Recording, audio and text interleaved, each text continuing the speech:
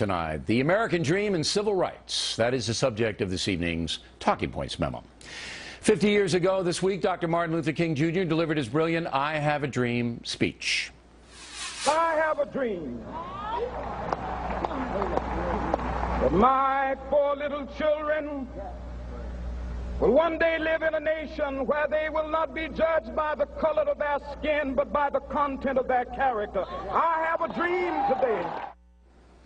Now, if you want to know the inside story of that historic speech, we provide vivid detail in my book, Killing Kennedy. You might find that very interesting.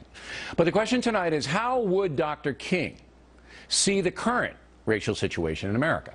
Would he be pleased that nearly 75% of black babies are born out of wedlock? No, he would not be. Would he be accepting of the violent crime wave caused by young black men? He would be appalled. Would he accept the broken educational system in many poor precincts? No, he would not. Would he be happy with the rap industry and other pernicious entertainment aimed at the young? I do not believe Dr. King would be happy about that at all. And finally, would he approve of a civil rights movement that continues to blame American society for the problems encountered by blacks, rather than encouraging personal responsibility as a way to achieve individual success? On Saturday, tens of thousands of folks gathered in Washington to honor Dr. King's crusade. But sadly, most of the speeches were heavy on grievance, light on problem solving.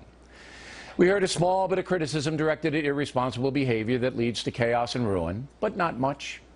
However, we did hear a lot about racial profiling and voter identification requirements. We heard questionable comparisons of Trayvon Martin to Emmett Till. We heard the continuing mantra of more government money to fix social problems that can only be fixed in the home. Intelligent Americans know it is the collapse of the traditional family that is wreaking havoc in the African American community. The other issues, while somewhat important, are essentially a sideshow. If Dr. King were alive today, I believe he would be brokenhearted about what has happened to the traditional family, and not only among blacks. In our competitive society, the ill-educated of all colors are likely to fail. But good education is a partnership between parents and teachers. If parents are derelict and do not require their children to read and study at home, teachers cannot wave a magic wand. If a child has no guidance in the house, he or she is likely to fail at school. Did we hear that Saturday in Washington? Did we? The left wants government to replace bad parents, and the teachers' unions want more money. They generally oppose cultural reform or increased competition through school vouchers, which would at least give poor kids a chance at a better academic environment. And so it is that the teachers' unions were big financial sponsors of Saturday's gathering in Washington. The American Federation of Teachers and the National Education Association both poured tens of thousands of dollars into the event. The factor asked those unions for exact financial disclosure. They refused to provide it. Al Sharpton's organization, the National Action Network, was deeply involved in the Washington event. So were any of the speakers, or were you paid for this event? You put it on? Paid by who? Anybody. Were you financially immersed at all? Who? Person? No. None of us were paid to speak, no. What about your organization? Did it profit at all from this event? I think the organization, National Action Network, and all the participating organizations, we had to raise money to cover the cost of doing this. Buses, the technical aspects, the sound, the jumbotron. So absolutely, it costs a lot of money to do that. But Sharpton's organization has a lot of money. In its last IRS filing in 2011, the organization listed more than $4 million in contributions, many from far-left concerns.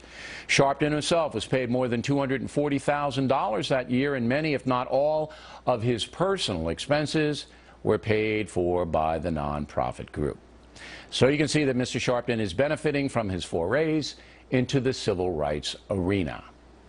Now, the reason the teachers' unions are so heavily involved with Sharpton and other racial groups is that they do not want educational reform and do not want to discuss putting the blame for bad education where it belongs, on chaotic parenting.